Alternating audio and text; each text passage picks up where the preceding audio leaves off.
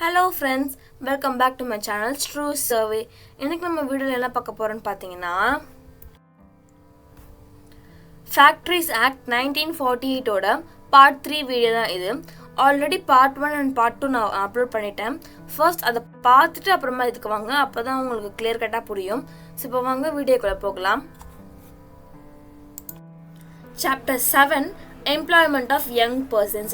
இது வந்து பாத்தீங்கன்னா செக்ஷன் 67 ல இருந்து 77 ஃபுல்லாவே இந்த சாப்டர் 7 குள்ள தான் இன்க்ளூட் ஆகும். சோ இப்போ நம்ம ஒன் பை ஒன்னா பார்க்கலாம். Section 67 Prohibition of Employment of Young Persons. Young persons யாருமே கிடையாது, 14 இயர்ஸ்க்கும் கீழே, அதாவது 14 அதாவது அந்த அடலசன்ஸ் ஏஜ் கூட ரீச் பண்ணாத பர்சன்ஸ் தான் வந்து யங் பர்சன்ஸ் அப்படின்னு சொல்லுவாங்க. So no child who has not completed his 14 year of age shall be required or allowed to work in any factory. அதாவது அந்த 14 இயர்ஸ்க்கு விட கீழே இருக்க ஒரு குழந்தைய நம்ம வந்து ஒரு ஃபேக்ட்ரியில் எந்த ஒரு காரணத்துக்காகவும் ஒர்க் பண்ண அலோவ் பண்ணக்கூடாது அப்படின்னு சொல்கிறாங்க. Section 68 non-adult worker to carry tokens. So அடல்ட்ன்றது 18 இயர்ஸ்க்கு மேலே, ஸோ அந்த அடாலசன்ட் ஏஜ் அப்படின்றது 14 இயர்ஸ்க்கு மேலே. ஸோ 14 இருந்து 18 இயர்ஸ்க்குள்ளே இருக்க அந்த டைமில் எந்தெந்த பீப்புளெலாம் நான் வந்து என்னோட ஃபேக்ட்ரியில் எம்ப்ளாய் பண்ணுறனோ அவங்களுக்குலாம் நான் வந்து ஒரு சர்டிஃபிகேட் ஆஃப் ஃபிட்னஸ், அதாவது அந்த பசங்களுக்குலாம் நம்ம ஃபேக்ட்ரியில் ஒர்க் பண்ணலாமா, அவங்களோட பாடியில் அவ்வளோ தெம்பு இருக்கா அப்படின்னு சொல்லி அந்த சர்டிஃபிகேட் ஆஃப் ஃபிட்னஸில் டாக்டர்ஸ் வந்து சர்டிஃபை பண்ணுவாங்க.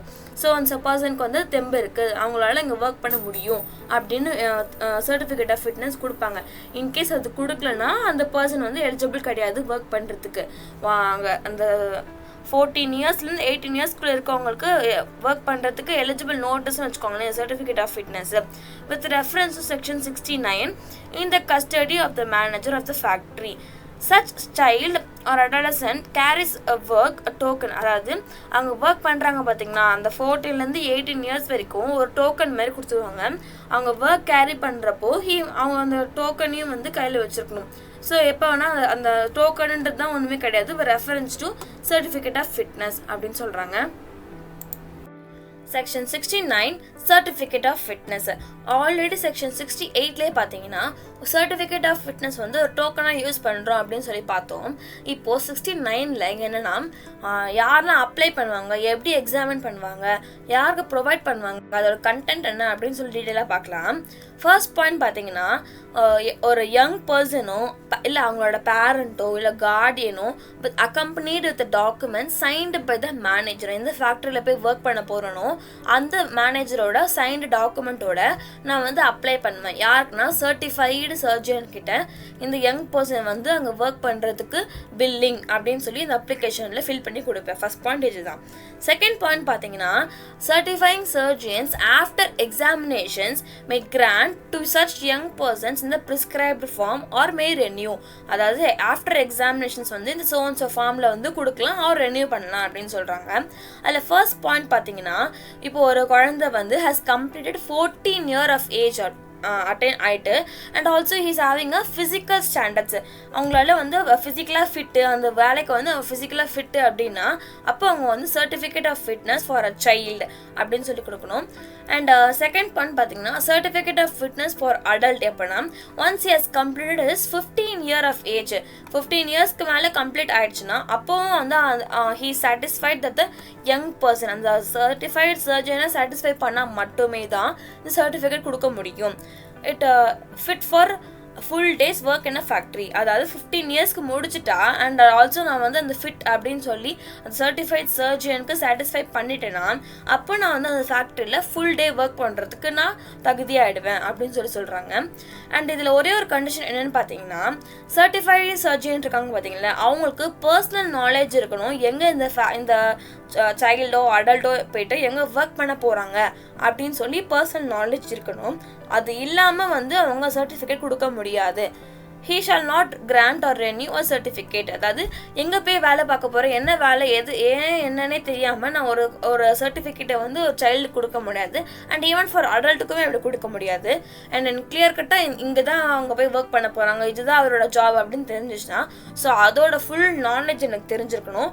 ஆஃப்டர் தென் ஒன்லி நான் வந்து அவங்களுக்கு சர்டிஃபிகேட் கொடுக்க முடியும் அப்படின்னு சொல்கிறாங்க.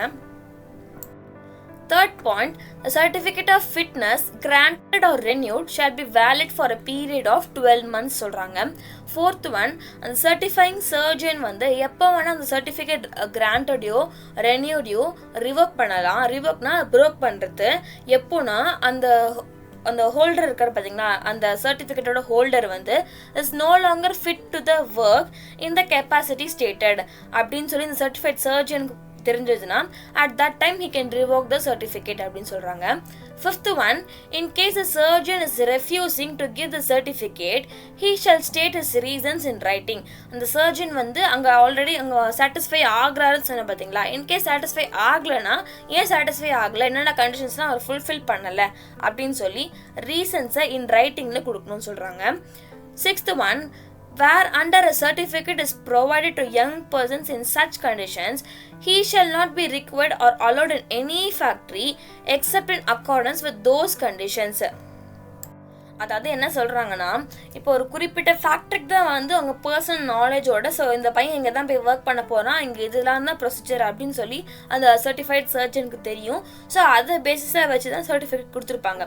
ஸோ அந்த ஃபேக்ட்ரி தவிர அவங்கள வேற ஒரு ஃபேக்ட்ரியில் போய் எம்ப்ளாய் பண்ணக்கூடாது, எக்ஸப்ட் அவங்க சொன்ன கண்டிஷன்ஸ்க்கு தவிர வேறு எந்த ஃபேக்ட்ரிலையும் அவங்க போய் எம்ப்ளாய் பண்ணக்கூடாது அப்படின்னு சொல்கிறாங்க. செவன்த் பாயிண்ட், அந்த சர்டிஃபிகேட் ஆஃப் ஃபிட்னஸ்க்கு வந்து ஒரு சர்டன் அமௌண்ட் வந்து பே பண்ணுற மாதிரி இருக்கும். அது ஃபுல்லாகவே யார் பாண்ட் பண்ணுவாங்கன்னு பார்த்தீங்கன்னா ஆக்கியூபையர், அவங்க மட்டும்தான் வந்து அதுக்கு பே பண்ணுவாங்க தவிர அந்த அமௌண்ட்டை he can't recover from the young person, his parents R Guardian. அவங்களோட சம்பளத்துலேருந்து நான் பிடிச்சிப்பேன் அப்படின்னு சொல்கிறதோ இல்லை அவங்க கிட்ட தான் தனிப்பட்ட முறையே நீங்கள் அந்த அமௌண்ட் எனக்கு பே பண்ணி ஆகணும் அப்படின்னு கேட்குறதோ பண்ண முடியாது. So the fees payable will be பாண்ட் பை த ஆக்கியூபையர் ஒன்லி அப்படின்னு சொல்கிறாங்க. ஓகே, இது பார்த்தீங்கன்னா சர்டிஃபிகேட் ஆஃப் ஃபிட்னஸ் வந்து பார்க்க இப்படி தான் இருக்கும். அதுக்காக தான் இந்த பிக்சர் இன்க்ளூட் பண்ணியிருக்கேன். Section 71, working hours of children. First point என்ன சொல்கிறாங்க பார்த்தீங்கன்னா, ஒரு சைல்டு வந்து ஒரு ஃபேக்ட்ரியில் ஒர்க் பண்ணுறது பார்த்தீங்கன்னா 4 to 4.5 hours வரைக்கும் தான் இருக்கணும், either during the day or night.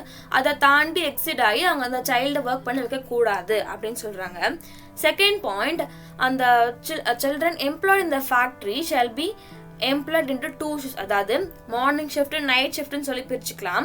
And also ஓவர்லேப்போ spread ஓவராக ஆகக்கூடாது. தட் இஸ் ஓவர் டைம் அவங்க ஒர்க் பண்ணலாம். அது கூட என்ன லிமிட்னா 5 hours வரைக்கும் தான்.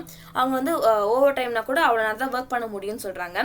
And only in one relay, and அதாவது ஒரு ஃபேக்ட்ரியில் மட்டும்தான் அந்த மாதிரி. இப்போ நீங்கள் இந்த ஒரு ஃபேக்ட்ரியில் ஏன்ற ஃபேக்ட்ரியில் ஒர்க் பண்ணிட்டு நீ பிலையும் ஒர்க் பண்ணணும் அப்படின்னு சொல்லக்கூடாது. ஏதாவது ஒன் ரிலேல மட்டும்தான் ஒர்க் பண்ண வைக்க முடியும். Accept with the previous permission from the chief inspector in writing.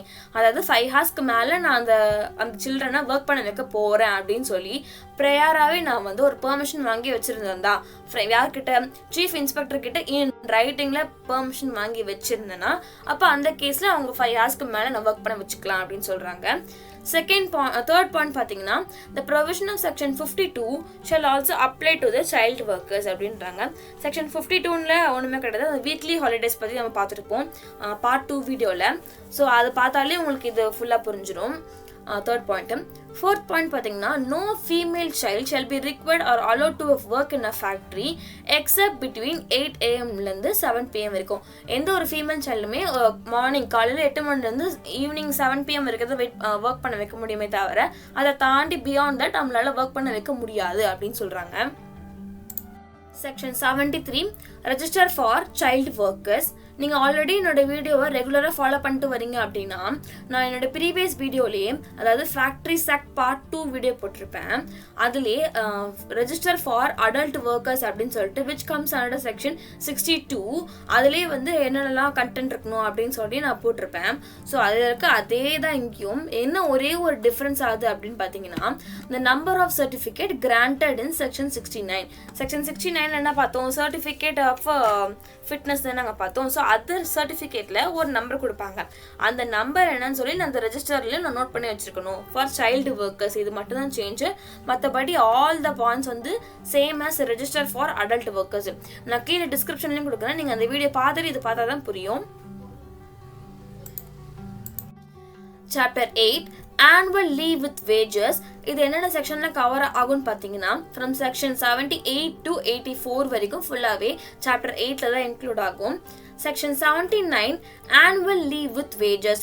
அதாவது every worker who has worked for a period of 240 days or more in a factory during a calendar year அப்படின்னு சொல்றாங்க. அதாவது எந்த ஒரு worker வந்து 240 டேஸோ இல்லை அதுக்கு மேலே ஒர்க் பண்ணியிருந்தாரு in a calendar yearனா அப்போ annual leave with wagesக்கு our eligible அர்த்தம். In case of an adultனா 1 day for every 20 days of work of performance. In case of childனா 1 day for every 15 days of work performed to be him during the previous year அப்படின்னு சொல்றாங்க. For example இப்போ 2023னா அப்போ previous இயர்னா 2022ஓட year தான் நான் வந்து எடுத்துப்பேன் அப்படின்னு சொல்றாங்க. Any days lay off by agreement or contract or permissible under any standing order அப்படின்னா லே ஆஃப்னா என்னது ஒரு ஸ்டாப் பண்ணுறது நிப்பாட்டி வைக்கிறது ஏதோ ஒரு வேலையை நிப்பாட்டுறாங்க எதனாலனா பை அக்ரிமெண்ட் ஒரு கான்ட்ராக்ட் ஒரு permissible under any standing order. Factories ஆக்ட்ல ஸ்டாண்டிங் ஆர்டர் அப்படின்னா ஷெடியூலில் குறிப்பிட்ட ஒரு விஷயத்துக்காக நம்ம வந்து நிப்பாட்டுறோம் அப்படின்னு வச்சுக்கோங்களேன். அப்போ ஒரு ஃபேக்ட்ரிஸ் ஆக்ட்ல ஒரு வேலையை நான் வந்து தற்காலிகமாக நிப்பாட்டி வைக்கிறேன் ஏன்னா அந்த by agreement contract or permissible under any standing order அதனாலயோ. செகண்ட் பாயிண்ட் ஃபார் ஃபீமேல் ஒர்க்கர்னா மெட்டர்னிட்டி லீவ் கொடுப்பாங்க for any number of days not exceeding 12 weeks. அதாவது 12 வீக்ஸ் வந்து ஃபீமேல் ஒர்க்கர்ஸ்க்கு மெட்டர்னிட்டி லீவ் கொடுக்கலாம் அதுக்கு மேலே எக்ஸிட் ஆகக்கூடாது.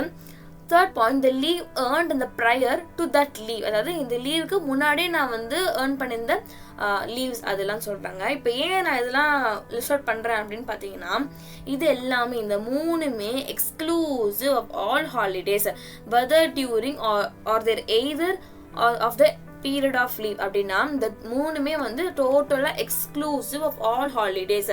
இப்போ இந்த லீவ்லாம் நான் எடுத்திருந்தாலுமே அதெல்லாம் வந்து கணக்காக எடுக்க மாட்டாங்க லீவுன்னு சொல்லிட்டு அதுதான் வந்து லிஸ்ட் அவுட் பண்ணுறாங்க.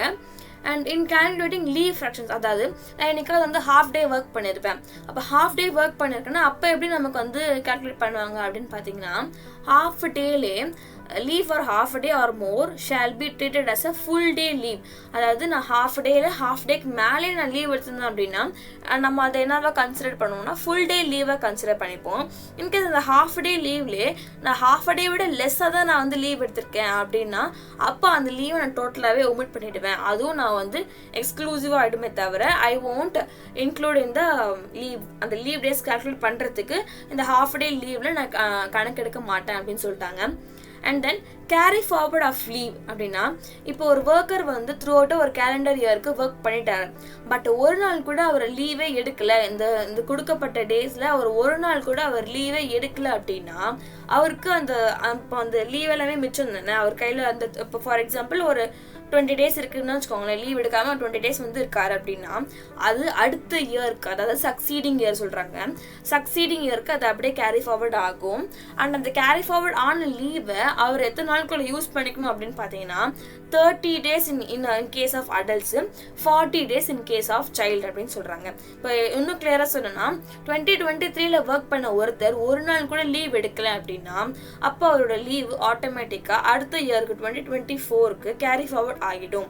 அண்ட் கேரி ஃபார்வர்ட் ஆன டேஸ் வந்து அவர் யூஸ் பண்ணிக்கிறது எப்படின்னா 30 டேஸ்க்குள்ளே யூஸ் பண்ணிக்கணும் in case of adult and 40 டேஸ்க்குள்ளே யூஸ் பண்ணிக்கணும் இன் கேஸ் ஆஃப் சைல்டுன்னு சொல்கிறாங்க. ஸோ இது கிளியராக இருக்குன்னு நினைக்கிறேன். இப்போ வாங்க நெக்ஸ்ட் நெக்ஸ்ட் இதுக்குள்ளே போகலாம். அவைலிங் ஆஃப் லீவ் எப்பெல்லாம் ஒரு ஒர்க்கர் வந்து லீவ் அவைல் பண்ணிக்கலாம் அப்படின்னு சொல்லி பார்த்தீங்கன்னா எப்போனா பண்ணலாம். பட் ஒரே ஒரு கண்டிஷன் அவர் என்ன சாட்டிஸ்ஃபை பண்ணணும்னா அவர் வந்து ரைட்டிங்கில் அப்ளை பண்ணணும் to the manager of a factory of not less than 15 days before the date on which he wishes his leave to begin. அதாவது அந்த ஒர்க்கர் வந்து எப்போ வேணா லீவுக்கு அப்ளை பண்ணலாம் பட் என்ன கண்டிஷன் சாட்டிஸ்ஃபை பண்ணணும்னா இன் ரைட்டிங்கில் அவர் வந்து மேனேஜர் கிட்ட 15 டேஸ்க்கு முன்னாடியே எனக்கு இன்னைக்கு இந்த ஸோ டேட்டில் எனக்கு லீவ் தேவைப்படுது அண்ட் அப்படின்னு சொல்லி நான் இன் ரைட்டிங்கில் மேனேஜர் கிட்ட சப்மிட் பண்ணணும் அப்படின்னு சொல்கிறாங்க. ஒரு எக்ஸாம்பிள் சொல்லணும்னா இப்போ எனக்கு டிசம்பர் 15 லீவ் வேணும் அப்படின்னா நான் நவம்பர் 30 அன்னைக்கு இன் ரைட்டிங்கில் மேனேஜர் கிட்ட நான் அந்த அப்ளிகேஷனை சப்மிட் பண்ணியிருக்கணும் அப்படின்னு சொல்கிறாங்க. செகண்ட் பாயிண்ட் பார்த்தீங்கன்னா பட் இன்கேஸ் நான் வந்து பப்ளிக் யூட்டிலிட்டி சர்வீஸில் ஒர்க் பண்ணுறேன் அப்படின்னா நாட் லெஸ் 30 டேஸ்க்கு ப்ரையராகவே நான் வந்து அந்த அப்ளிகேஷன் போட்டுட்டு சப்மிட் பண்ணியிருக்கணும் அப்படின்னு சொல்கிறாங்க. இப்போ இதோட எக்ஸாம்பிள் என்னென்னா, இப்போ எனக்கு டிசம்பர் 31 லீவுன்னு வச்சுக்கோங்க. அப்போ 30 days ப்ரையர்னா அப்போ நான் டிசம்பர் 1 அன்னைக்கு நான் வந்து அந்த அப்ளிகேஷன் போட்டு சப்மிட் பண்ணியிருக்கணும். யார்கிட்ட? மேனேஜர் கிட்ட சப்மிட் பண்ணியிருக்கணும்னு சொல்கிறாங்க. Third point, application of leave shall not be refused unless refusal is in accordance with the scheme for the time being in operation. அதாவது ஒரு அப்ளிகேஷன் ஆஃப் லீவ் வந்து மேக்ஸிமம் ரெஃப்யூஸ் பண்ணக்கூடாது. But எப்போ refuse பண்ணலாம் அப்படின்னா அந்த ஸ்கீம்க்கு அந்த இன் அக்கார்டன்ஸ் வித் ஸ்கீம், அந்த ஸ்கீம் பேஸ் பண்ணி அவங்க எப்போல்லாம் for the time being in operations அந்த ஸ்கீமை பேஸ் பண்ணி அவங்க ரெஃப்யூஸில் மேற்கொள்ளலாம் அப்படின்னு சொல்கிறாங்க. Section 79 subsection 3 encashment of leave. Encashment என்னன்னு பார்த்தீங்கன்னா, ஒரு விஷயத்த நான் எப்போ கேஷாக கன்வெர்ட் பண்ணிக்க முடியுமோ அது பேர் தான் என்கேஷ்மெண்ட். இப்போ ஃபார் எக்ஸாம்பிள் நான் பேங்க்கில் போய்ட்டு செக்கை கொடுத்தா நான் கேஷாக வாங்கிக்கலாம் பார்த்தீங்களா. ஸோ இப்போ அது வந்து என்கேஷ்மெண்ட். இப்போ இந்த செக்ஷனில் நான் என்கேஷ்மெண்ட் ஆஃப் லீவ் அப்படின்னா எப்போல்லாம் என்னோட லீவை நான் காசாக கன்வெர்ட் பண்ணிக்க முடியும், அது என்னென்ன இன்சூரன்ஸில் அப்படின்னு சொல்கிறாங்க. வாங்க பார்க்கலாம். ஃபர்ஸ்ட் பாயிண்ட் பார்த்தீங்கன்னா, ஒரு worker discharged or dismissed from services or quits his employment or dies while in service during the course of the calendar year. அப்போ இதெல்லாம் நடந்துச்சுன்னா அப்போ அந்த லீவ்லாம் வந்து அவருக்கு அங்கே இப்போ நான் வேலையை விட்டு போகிறேன்னா எனக்கு மிச்சம் இருக்க லீவ்லாம் வந்து எனக்கு இப்போ வேஸ்ட் தானே. அப்போ என்னோட நேமில் தானே ஒரு இப்போ 30 days கிட்ட லீவ் கொடுத்துருக்காங்கன்னா அப்போ அது எதுவுமே நான் யூஸ் பண்ண முடியாது இதுக்கு மேலே. அப்போ அது எல்லாமே எனக்கு கேஷாக கன்வெர்ட் பண்ணி கொடுத்துருவாங்க. அதுதான் நம்ம புக்கில் என்ன ஒரு வேர்ட் சொல்லியிருப்பாங்கன்னா இன் லீவ் அப்படின்னு சொல்லியிருப்பாங்க. அப்படின்னா ஒன்றுமே கிடையாது. இன்ஸ்டெட் ஆஃப் அந்த லீவுக்கு instead of leave they will be giving me in short of cash அப்படின்னு சொல்லிட்டாங்க. அது யார்கிட்ட கொடுப்பாங்க அப்படின்னா to his or her heir or nominee shall be entitled to wages before such termination of his services. அதாவது அவர் வேலையை விட்டு போகிறதுக்கு முன்னாடியே இந்த காசுலாம் வந்து செட்டில் பண்ணி முடிச்சிருக்கணும் அப்படின்னு சொல்கிறாங்க. செகண்ட் பாயிண்ட் பார்த்தீங்கன்னா, such payment shall be made before second working day from the date of discharge, dismissal or quitting. இந்த இன்சிடென்ட்லாம் நடந்துச்சுன்னா அப்போது அடுத்த செகண்ட் ஒர்க்கிங் டேக்கு முன்னாடி நான் அந்த பேமெண்ட்டில் செட்டில் பண்ணி முடிச்சிருக்கணும். பட் இப்போ வந்து அந்த பர்சன் டை ஆகிட்டாரு அப்படின்னா before expiry of 2 months from the date of death. இப்போ இந்த டேட்லேருந்து அவர் அந்த என்னைக்கு டை ஆனாரோ அந்த டேட் வந்து 2 monthsக்குள்ளே நான் வந்து அந்த என்கேஷ்மெண்ட் ஆஃப் அந்த காசை வந்து நான் வந்து செட்டில் பண்ணியிருக்கணும். அவங்க ஃபேமிலி அதாவது அந்த ஹேர் கிட்ட நாமினி கிட்ட கொடுத்துருக்கணும் அப்படின்னு சொல்கிறாங்க. Section 80 wages during leave period. அதாவது நான் லீவ் எடுத்தால் கூட எனக்கு எந்த பேசிஸ் வச்சு பேமெண்ட் பண்ணுவாங்க, எவ்வளோ அமௌண்ட் கிடைக்கும் அப்படின்னு சொல்லி பார்க்கலாம். ஃபர்ஸ்ட் பாயிண்ட் பார்த்தீங்கன்னா, for the leave allowed to the worker at a rate equal to the daily average of his total full-time earnings for the days on which he actually worked during the month immediately preceding his leave, exclusive of bonus, overtime but inclusive of dearness allowance and cash equivalent. இந்த first point என்ன சொல்கிறாங்க பார்த்தீங்கன்னா, இப்போ ஒரு ஒர்க்கராக நான் வந்து leave எடுத்துட்டேன். அப்போ எனக்கு எவ்வளோ பேமெண்ட்னா rate equal to the daily average. ஒரு டெய்லி ஆவரேஜ் அமௌண்ட் சொல்லியிருக்கோம் பார்த்தீங்கன்னா அந்த average amount for his total full time earnings for the days which he actually worked during the month immediately preceding is leave. அதாவது இன்னைக்கு leave எடுத்துட்டேன்னா from இந்த டேலேருந்து ப்ரிசீடிங்னா இதுக்கு முன்னாடி நான் இன்னைக்கு டிசம்பர் பண்ணால் நவம்பர் ஃபுல்லாக நான் அந்த மந்த் ஃபுல்லாக நான் என்னென்ன ஒர்க் பண்ணியிருக்கணும் அன்றைக்கின்னு பேமெண்ட் நான் வாங்கியிருக்கணும். அந்த பேமெண்ட்டில் எதெல்லாம் நான் வந்து எக்ஸ்க்ளூட் பண்ணுவேன்னு பார்த்தீங்கன்னா போனஸ் கணக்கெடுக்க மாட்டேன், ஓவர் டைமுக்கு பேமெண்ட் பண்ணியிருப்பாங்க பார்த்தீங்களா அந்த பேமெண்ட் கணக்கெடுக்க மாட்டேன். பட் எதெல்லாம் இன்க்ளூட் பண்ணுவேன்னா டியர்னஸ் அலோவன்ஸ், கேஷ் ஈக்குவலண்ட், இந்த அமௌண்ட்லாம் சேர்த்து அதுதான் வந்து என்னோட ஆவரேஜ் அமௌண்ட் அப்படின்னு சொல்லி நான் லீவ் எடுத்த டேட்டுக்கு எனக்கு அந்த அமௌண்ட் வந்து பேமெண்ட்டாக கிடைக்கும். பட் இன்கேஸ் அந்த ஒர்க்கர் வந்து இப்போ இந்த இதில் வந்து நான் இன்றைக்கி லீவ் எடுத்துட்டேன், டிசம்பர் 1 நான் லீவ் எடுத்துட்டேன், நவம்பர் ஃபுல்லாகவே நான் வந்து ஒர்க் பண்ணியிருந்தேன்னா இந்த கேஸு.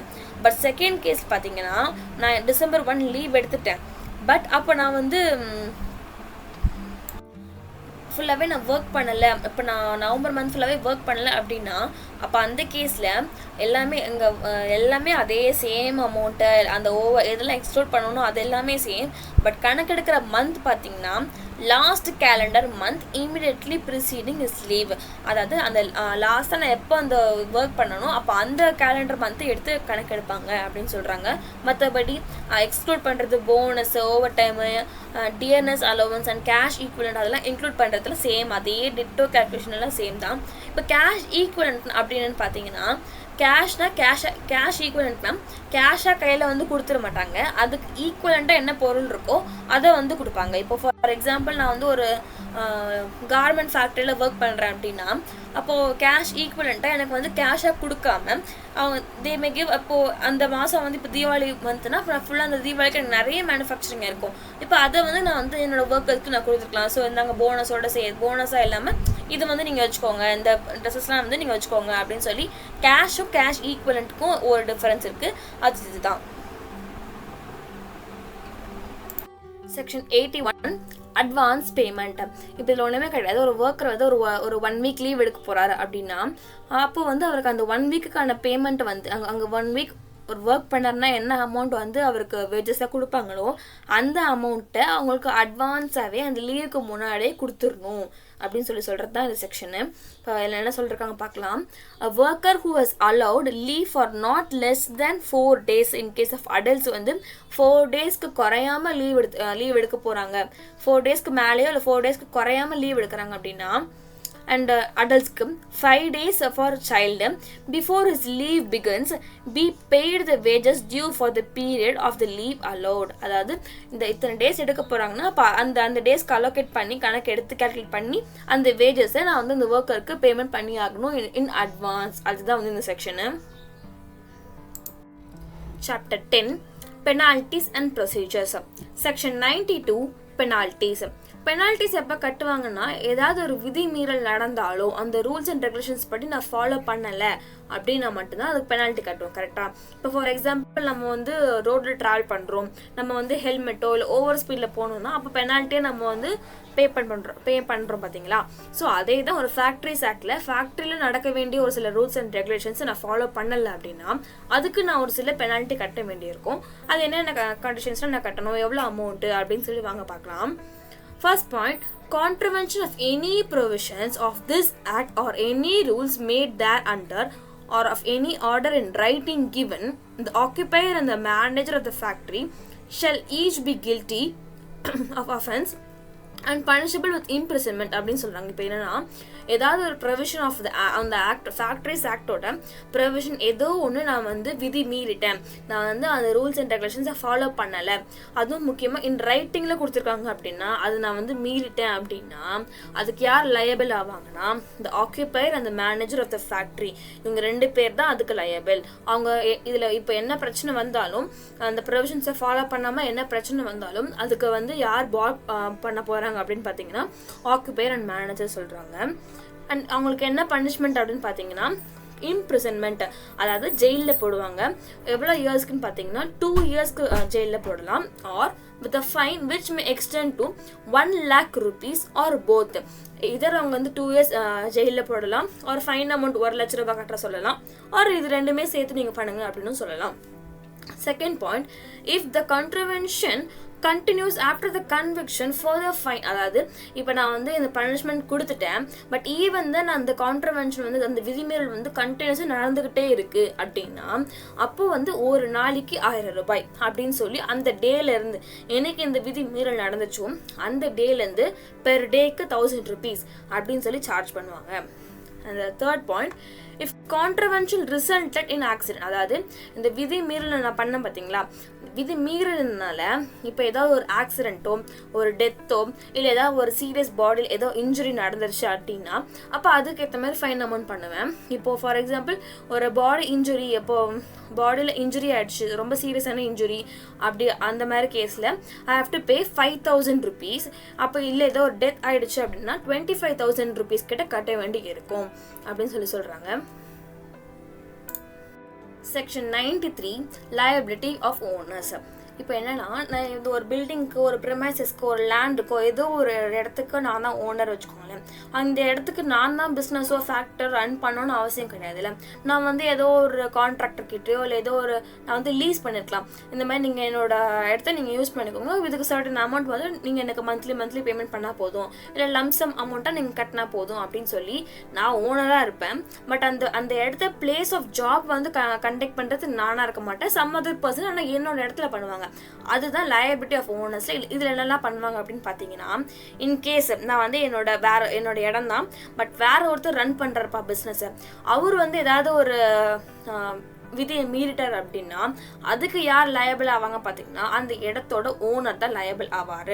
முக்கியமாக எப்போன்னு பார்த்தீங்கன்னா, responsible for the provision and maintenance of common facility and services. முக்கியமாக எப்போ வந்து இந்த பிரச்சனை வரும்னு பார்த்தீங்கன்னா, அந்த முன்னாடி படிச்சிருந்தோம் பார்த்தீங்களா, காமன் ஃபெசிலிட்டி அண்ட் சர்வீசஸ்னால் அந்த washroom facilities, drinking water facilities, அதெல்லாம் வந்து ஒரு பேசிக்காக இருக்க வேண்டிய நீட்ஸ், அதெல்லாம் இல்லாமல் இருந்துச்சுன்னா அப்போ அதுக்கு யார் லயபிள் பார்த்தீங்கன்னா ஓனர் தான் லயபிள். Section 94 enhanced penalty. என்ஹான்ஸ்டாக என்னன்னா இன்னும் அதுக்கு மேற்கொண்டு மேலும் அது நடந்துகிட்டே இருக்கு அப்படின்னா என்ஹான்ஸ்டு சொல்லுவாங்க. அது வந்து என்ஹான்ஸ்டு பெனால்ட்டி அப்படின்னா, ஆல்ரெடி நம்ம வந்து செக்ஷன் 92ல் பெனால்ட்டி என்னன்னு படித்தோமா, அந்த பெனால்ட்டிக்கு நம்ம அதை கீப்பாக நம்ம அது கண்டினியூ ஆகிட்டே இருந்துச்சுன்னா அதுக்கு என்ன அமௌண்ட்னு சொல்லிட்டோம். பட் இந்த செக்ஷன் 94ல் பார்த்தீங்கன்னா இன்னமும் அது ரொம்ப கண்டினியூ ஆகிட்டே இருக்குது அப்படின்னா அப்போ அதுக்கு என்ன பனிஷ்மெண்ட் பார்த்தீங்கன்னா, இம்ப்ரிசன்மெண்ட் ஃபார் 3 years. இப்போ ஃபைன் அமௌண்ட் வந்து 10,000லேருந்து 2 lakhs வரைக்கும் போகலாம், ஆர் போத் ரெண்டுமே இருக்கலாம் அப்படின்னு சொல்கிறாங்க. The court of any reason special reasons recorded in writing impose a fine of not less than 10,000 அப்படின்னு சொல்கிறாங்க. அதாவது என்ஹான்ஸ்டு பெனால்ட்டி, இது செக்ஷன் 92 பேஸ் பண்ண 94 வருது. 92 நான் பெனால்ட்டி கட்டி அப்பவும் நான் திருந்தலை அப்படின்னா என்ஹான்ஸ்டு பெனால்ட்டியில் நான் வந்து இவ்வளோ வந்து பாண்ட் பண்ண வேண்டியது இருக்கும். இதில் யார் பாண்ட் பண்ணுவாங்க பார்த்தீங்கன்னா ஆக்குபையரோ மேனேஜரோ தான் இதுக்கும் ரெஸ்பான்சிபிள் ஆவாங்க. Section 95 penalty for obstructing inspector. அப்ஸ்ட்ரக்டிங்னா ஒன்றுமே கிடையாது, ஸ்டாப் பண்ணுறது. அதாவது ஒரு இன்ஸ்பெக்டர் அவரோட வேலையை பார்க்க விடாமல் நான் வந்து அவருக்கு ஒரு ஹேர்டலாக இருக்கிறது பேர் தான் அப்ஸ்ட்ரக்டிங் அப்படின்னு சொல்கிறாங்க. இப்போ அதுக்கு என்ன பெனால்ட்டினா, whoever willfully stops an inspector in exercise of any power given to him. willfullyனா அவருக்கு தெரிஞ்சே வந்து அவர் இன்ஸ்பெக்டரை வந்து அவரோட வேலைக்கு தடைய இருந்தார்னா அப்போ அந்த கேஸில் பெனால்ட்டி கட்ட வேண்டி வரும். செகண்ட் பாயிண்ட் பார்த்தீங்கன்னா, fails to produce on demand any registers. அதாவது இன்ஸ்பெக்டர் வந்து ஒரு சில ரெஜிஸ்டர்ஸ் டாக்குமெண்ட்ஸ்லாம் வந்து சப்மிட் பண்ண சொல்லியிருப்பாரு. அவர் ஒரு குறிப்பிட்ட டைமுக்குள்ளே அந்த டைமுக்குள்ளே அவர் வந்து சப்மிட் பண்ணாட்டியோ ஆர் அந்த கொடுத்துருக்க இன்ஃபோ வந்து கன்சீல்ஸ்னால் ஒன்றுமே கிடையாது, ரொம்ப பொய் சொல்லி ஏதோ ஒரு விஷயத்தை மறைச்சு அந்த மாதிரி பண்ணியிருந்தாங்கன்னா, prevents the worker in a factory, இந்த மாதிரி விஷயம்லாம் பண்ணியிருந்தாங்கன்னா அப்போவுமே நான் வந்து பெனால்ட்டி கட்ட வேண்டி வரும்.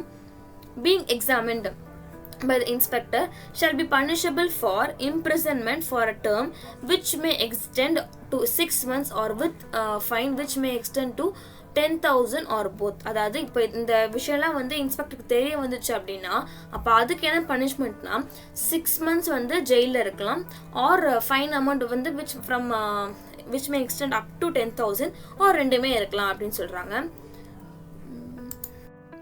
Section 96A penalty for contravention of the provisions relating to the hazardous process. அதாவது இந்த கான்ட்ரவென்ஷன் என்ன சொல்லிட்டேன், விதி மீறாங்க, அந்த ஒரு சில ரூல்ஸ் அண்ட் ரெகுலேஷன்ஸ் ஃபாலோ பண்ணலை. என்னென்ன இதில் எந்த ப்ரொவிஷன்ஸ்னு பார்த்தீங்கன்னா, ஹசார்டியஸ் ப்ராசஸ் நடக்கிற ஒரு விஷயத்தில் நான் வந்து அந்த விதியை மீறிடேன்னா அப்போ என்ன பெனால்ட்டி கட்டணும் அப்படின்னு சொல்லிட்டு. பட் இங்கே நம்ம வந்து செக்ஷன்ஸ்லாம் கொஞ்சம் சொல்லியிருக்காங்க பார்த்தீங்களா, 41B-CHலாம். இதை பற்றி நான் டீட்டெயிலாகவே பார்த்தீங்கன்னா பார்ட் 2 வீடியோவில் சொல்லியிருப்பேன். நீங்கள் அதை கவனிச்சா மட்டும்தான் உங்களுக்கு இதில் என்னென்ன ஹசார்டியஸ் ப்ராசஸ் நடக்கும் அப்படின்னு சொல்லிட்டு உங்களுக்கு புரியும். நான் கண்டிப்பாக பார்ட் 1 and 2 டிஸ்கிரிப்ஷன் கொடுக்குறேன். ஸோ நீங்கள் பார்த்துட்டு இந்த ஸ்லைடு பாருங்கள், அப்போ தான் உங்களுக்கு புரியும். ஃபர்ஸ்ட் பாயிண்ட் பார்த்தீங்கன்னா, whoever fails to comply section 41B, 41C, 41H be punishable with the imprisonment for a term which may extend to 7 years. அதாவது இந்த விஷயம்லாம் வந்து இந்த செக்ஷன்ஸ்லாம் வந்து அவங்க ஃபாலோ பண்ணலை அப்படின்னு சொன்னீங்கன்னா அப்போ அவங்களுக்கு 7 years கிட்ட இம்ப்ரிசன்மெண்ட் கிடைக்கலாம். Fine amount which may extend to 2 lakhs அப்படின்னு சொல்கிறாங்க. இப்போ இந்த விஷயம் வந்து ஃபைன் அமௌண்ட் கட்டியுமே வந்து if it still continues அப்படின்னா the additional amount of ₹5,000 for every day. அந்த கான்ட்ரவென்ஷன் என்னைக்கு நடந்துச்சோ ஃப்ரம் தட் டேல இருந்து ஈச் அண்ட் எவ்ரி டேக்கு ஐ ஹாவ் டு பே 5,000 அப்படின்னு சொல்லி சொன்னாங்க. And then third point பார்த்தீங்கன்னா if the contravention continues beyond 1 year, ஒரு வருஷம் ஆயுமே நான் வந்து என்னை திருந்திக்கல, நான் வந்து எனக்கு கரெக்ட் பண்ணிக்கல, நான் ஃபாலோ பண்ணலை, அந்த ரூல்ஸ் அண்ட் ரெகுலேஷன்ஸ் நான் ஃபாலோ பண்ணல ப்ரொவிஷன்ஸ் அப்படின்னு சொன்னீங்கன்னா அப்போ எனக்கு என்னோட பனிஷ்மெண்ட் வந்து எக்ஸ்டெண்ட் ஆகும். எவ்வளோனா I will be in imprisonment for which may extend to 10 years அப்படின்னு சொல்கிறாங்க. Then section 97 offenses by workers. அதாவது இப்போ ஒர்க்கர்ஸ் நான் அவங்க ஃபேக்ட்ரியில் ஒர்க் பண்ணுறேன், அப்போ நான் அஃபென்ஸ் பண்ணேன்னா அதுக்கு என்ன பெனால்ட்டின்னு இந்த செக்ஷனில் சொல்கிறாங்க, வாங்க பார்க்கலாம். If any worker employed in the factory contravenes any provisions of the act or any rules or be order imposing any duty or liability on workers be punishable with a fine amount which may extend to ₹500. அதாவது அங்கே ஒர்க்கராக நான் work பண்ணுறப்போ அந்த rules and regulations நான் follow பண்ணாட்டியோ இல்லை என்னோட ஒர்க்கர்ஸ்க்கு நான் வந்து என்னோட டியூட்டி நான் வந்து கொடுத்துட்டு லைபிலிட்டி நான் வந்து என்னோட சக ஒர்க்கருக்கு நான் வந்து இன்க்ரீஸ் பண்ணாலோ then I will be punishable for amount of rupees which may extend to ₹500 அப்படின்னு சொல்கிறாங்க. Section 98 penalty for using false statement of fitness. Already நம்ம செக்ஷன் 92ல பார்த்துருந்தோம் சர்டிஃபிகேட் ஆஃப் ஃபிட்னஸ் அப்படின்னு சொல்லிட்டு. இப்போ அந்த ஃபிட்னஸே வந்து நான் வந்து பொய்யா கொடுத்துருக்கேன், அந்த ஃபால்ஸ் ஸ்டேட்மெண்ட்டை நான் வந்து சப்மிட் பண்ணியிருக்கேன் அப்படின்னா அப்போ அதுக்கு என்ன பெனால்ட்டின்னு தான் செக்ஷன் 98ல பேசுகிறாங்க. Whoever knowingly uses or attempts to use a certificate of fitness to himself under section 70 or a certificate granted to another person or who, having procured such certificate, knowingly allows him or attempts to use it by another person shall be punishable. அதாவது என்ன சொல்கிறாங்கன்னா இப்போ நான் வந்து either 3 case சொல்கிறாங்க, 3 conditions. First condition பார்த்தீங்கன்னா நான் நோயிங்காகவே வில்லிங்கில் என்னோட நாலேஜோடையே நான் வந்து ஃபால்ஸான ஒரு ஸ்டேட்மெண்ட்டை நான் கொடுத்து நான் வந்து சர்டிஃபிகேட் வாங்கியிருந்தாலோ ஆர்எல்ஸ் இன்னொரு பர்சனோட சர்டிஃபிகேட்டை என்னோட நேமில் நான் யூஸ் பண்ணி நான் வந்து மேனேஜர்கிட்ட சப்மிட் பண்ணி ஒரு ஃபேக்ட்ரியில் ஒர்க் பண்ணியிருந்தாலோ ஆர்எல்ஸ் அந்த இன்னொரு பர்சன் அதாவது அவர் வந்து ஃபிட்டாகவே லெட் இட் பி எக்ஸ், அந்த எக்ஸ்ன்ற பர்சன் வந்து ஃபிட்டாகவே இருக்காருன்னு சொல்லி அவருக்கு சர்டிஃபிகேட் கொடுத்துட்டாங்க. அவரோட சர்டிஃபிகேட்டை நான் வந்து யூஸ் பண்ணிட்டாலும் தப்பு தான். வேற எக்ஸை வந்து என்னோட சர்டிஃபிகேட்டை நீ வச்சுக்கோ, நீ யூஸ் பண்ணிக்கோ அப்படின்னு சொல்லி அவர் பில்டிங்காகவே அவர் கொடுத்தாலுமே அது தப்பு தான் சொல்கிறாங்க. இன்கேஸ் இந்த 3 கண்டிஷன்ஸில் ஏதாவது ஒன்று வந்து பண்ணிட்டேன்னா I will be punishable for imprisonment for a term for 2 months or with a fine which may extend to ₹1,000 or both அப்படின்னு சொல்கிறாங்க. Section 99 double employment of child. அதாவது ஒரு சைல்டு வந்து ஒரு ஃபேக்ட்ரியில் மட்டும் தான் ஒர்க் பண்ண முடியும்னு சொல்லி நான் ப்ரீவியஸ் செக்ஷன்ஸில் சொல்லியிருப்பேன் பார்த்தீங்களா. வேறஸ் அந்த ஒரு ஃபேக்ட்ரி இல்லாமல் இன்னொரு ஃபேக்ட்ரியில் நான் அந்த பையனை நான் ஒர்க் பண்ண வச்சேன் அப்படின்னா அவரோட அந்த பையனோட பேரண்ட்டோ guardiano of the child or the person having custody or control over him or obtaining any direct benefit from the wages shall be punishable. அதாவது ஒரு பையனை நான் வந்து 2 ஃபேக்ட்ரிலையுமே ஃபுல் டைம் எம்ப்ளாய்மெண்ட் பண்ணுறேன், டபுள் எம்ப்ளாய்மெண்ட் பண்ணுறேன் அப்படின்னா அதுக்கு யாரும் லைபிள் ஆவாங்கன்னா எதிர அவனோட பேரண்ட்டு, அவனோட கார்டியன் ஆர் யார்கிட்ட அவன் கஸ்டடியில் இருந்தானோ அவங்கக்கிட்ட ஆர்எல்ஸ் இப்போ அவன் வாங்குற சம்பளத்தில் வேஜஸில் வந்து டைரக்ட் பெனிஃபிட் வந்து ஒருத்தர் அடையிறாருன்னா அவருமே வந்து இதுக்கு லைபிள் ஆவாருன்னு சொல்கிறாங்க. தே will be punishable with a fine which may extend to ₹1,000 அப்படின்னு சொல்கிறாங்க. ஓகே, நம்ம இன்னைக்கு சூப்பராக பார்த்தீங்கன்னா ஃபேக்ட்ரிஸ் ஆக்ட் 1948ல் பார்ட் 3 வீடியோ சூப்பராகவே கவர் பண்ணியாச்சு. நாட் ஒன்லி பார்ட் 3 வீடியோ, நம்ம வந்து ஃபேக்ட்ரிஸ் ஆக்டே ஹோல்சமாக ஃபுல்லாகவே கவர் பண்ணியாச்சு. உங்களுக்கு இதில் எந்த டவுட்னாலும் நீங்கள் எங்கிட்ட தாராளமாக வந்து கமெண்ட்ஸில் கேட்கலாம், இல்லை இன் பர்சனாகவும் நீங்கள் எங்கிட்ட வந்து கேட்கலாம். அண்ட் இந்த வீடியோ கொஞ்சம் ரொம்பவே லென்த்தாக இருக்கும்னு நினைக்கிறேன். ஏன்னா ஃபுல் பார்ட்டுமே நான் வந்து நிறைய பேர் வந்து இந்த பெனால்ட்டிலாம் கொஞ்சம் வந்து கஷ்டமாக இருக்குது புரியறதுக்கு அப்படின்னு சொல்லியிருந்தீங்க. ஸோ அதனால நான் வந்து லைன் பை லைனாக ஈச் அண்ட் எவ்ரி பாயிண்ட் நான் வந்து எக்ஸ்பிளைன் பண்ணணும்னு நினச்சதுனால கொஞ்சம் லென்த்தியாக இருக்கும். அண்ட் நானே உங்கள்கிட்ட போன வீடியோவில் சொல்லியிருக்கேன், நானே எடிட் பண்ணி கண்டென்ட் எல்லாமே நானே ரெடி பண்ணி போகிறதுனால கொஞ்சம் வீடியோ டிலே ஆகுது. I am really sorry for that inconvenience. நான் வந்து ரொம்ப ரஷ் பண்ணி வீடியோ போட்டு அந்த கண்டென்ட்டோட குவாலிட்டியை குறையக்கூடாது தான் I am taking my time and presenting you the best. So please like பண்ணிவிட்டு ஷேர் பண்ணிவிட்டு ஆல்சோ சப்ஸ்கிரைப் பண்ணுங்கள். அண்ட் நெக்ஸ்ட் என்ன வீடியோ வந்து இப்போ டிசம்பரில் உங்களுக்கு எக்ஸாம் வருது இல்லையா, ஸோ ரிவிஷன் செஷன் மாதிரி இது கொஞ்சம் வைங்க, இல்லை வேறு என்னென்ன ஆக்டர்ஸ் உங்களுக்கு வந்து தேவைப்படும் அப்படின்னு சொல்லி கொஞ்சம் கமெண்ட்ஸ்லேயோ இல்லை என்கிட்ட சொல்லுங்கள். நான் கண்டிப்பாக நெக்ஸ்ட் வீடியோ அதை அப்லோட் பண்ணுறேன். அண்ட் இங்கே பார்த்தீங்கன்னா மோஸ்ட் ஆஃப் த பீப்புள் வந்து வாட்ச் பண்ணுறீங்க அண்ட் வந்து சப்ஸ்கிரைப் பண்ண மாட்டீங்க. எனக்கு உங்களுக்கு சப்ஸ்கிரைப் வந்து ஒரு குட்டி மோட்டிவேஷனாக இருக்கும். And please like, share and subscribe and share to your friends. Tata, bye.